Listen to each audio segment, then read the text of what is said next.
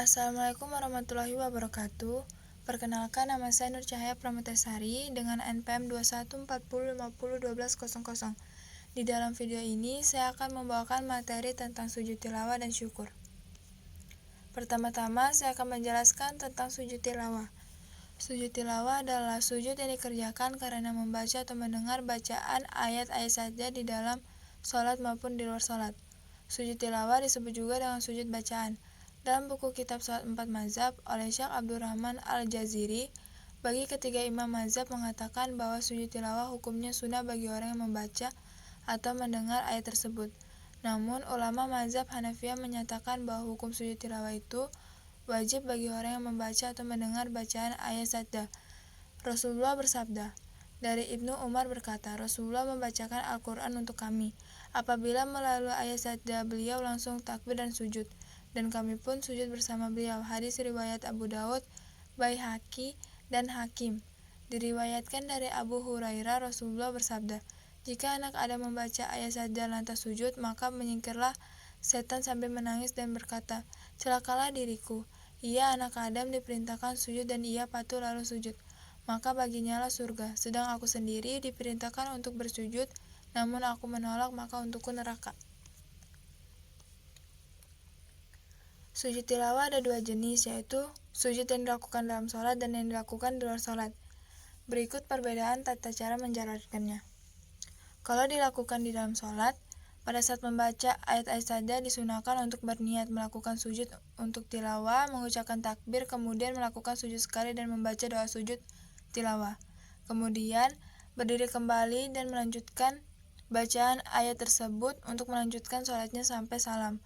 Lalu ketika dalam sholat berjamaah, sujud tilawah dilakukan secara berjamaah dengan mengikuti imamnya. Jika imam tidak melakukannya, maka makmumnya juga tidak perlu bersujud. Jika melakukan sujud tilawah sendiri, maka akan batal sholatnya karena sholat berjamaah harus mengikuti imam. Kalau dilakukan di luar sholat, sujud tilawah disunahkan untuk dilakukan jika mendengar atau membaca ayat sajdah. Jika ingin melakukan sujud tilawah, maka berniat sujud tilawah kemudian bertakbir. Seperti takbiratul ihram dalam sholat dan sujud sekali dengan membaca doa sujud tilawah.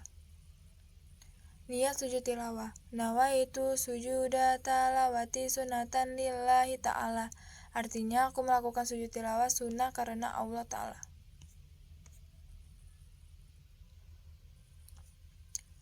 Sujud syukur. Sujud syukur adalah sujud yang dilakukan sebagai ungkapan terima kasih kepada Allah karena mendapat kenikmatan dan kesenangan atau karena terhindar dari bahaya dan kesusahan. Sujud syukur hanya dilakukan di luar sholat. Hukum melakukan sujud syukur ketika mendapat kenikmatan atau terhindar dari bahaya adalah sunnah. Artinya, jika dilakukan akan berpahala dan jika tidak dilakukan tidak apa-apa. Dalam hadis Nabi dijelaskan dari Abu Bakar bahwa Nabi apabila mendapatkan sesuatu yang menggembirakan atau kabar gembira, beliau terus sujud berterima kasih kepada Allah. Hadis riwayat Abu Daud dan At-Tirmizi. Sujud syukur dilakukan karena dua hal, yakni karena seseorang mendapatkan kenikmatan atau kebahagiaan dari Allah, atau karena baru saja terhindar dari bahaya besar atau kesusahan yang bertubi-tubi. Sujud syukur dapat dilakukan di mana saja dan kapan saja. Seorang umat muslim merasa ingin untuk mengekspresikan rasa bahagia dan terima kasih kepada Allah.